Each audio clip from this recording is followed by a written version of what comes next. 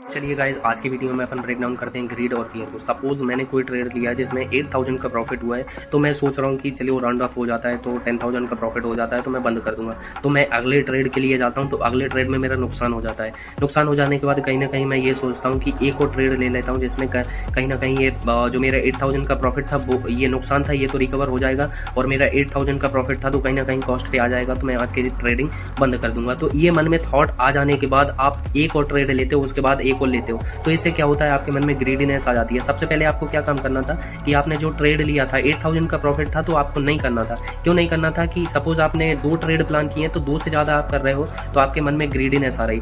Greediness आ जाने के कारण क्या होता है कि आपका पहला ट्रेड फिक्स था कि आपके पहले ट्रेड में यदि प्रॉफिट हो जा रहा है तो दूसरे ट्रेड में कहीं ना कहीं जाए ही ना। इसलिए ना जाए क्योंकि यदि आपका पहला प्रॉफिट हो जा रहा है तो अगले ट्रेड में आपका नुकसान हो जाता है। तो कहीं ना कहीं आपका 8000 का प्रॉफिट था तो आप उसमें एक्स्ट्रा रिस्क लोगे। आप ये सोचोगे कि 8000 का प्रॉफिट है, फिर क्यों रिस्क ना ले। तो कहीं ना कहीं आपका प्रॉफिट होता है तो उससे थोड़ा थोड़ा करके घर ले जाते हैं, तो उससे थोड़ा सा कैपिटल बिल्ड हो जाता है। कैपिटल बिल्ड हो जाने के बाद यदि आप रूल ब्रेक नहीं करते हो तो क्या होता है, आपका कैपिटल धीरे धीरे करके अच्छा खासा ग्रो हो जाता है। तो रूल आप फॉलो करते हो तो ना तो ग्रेडीनेस आती है।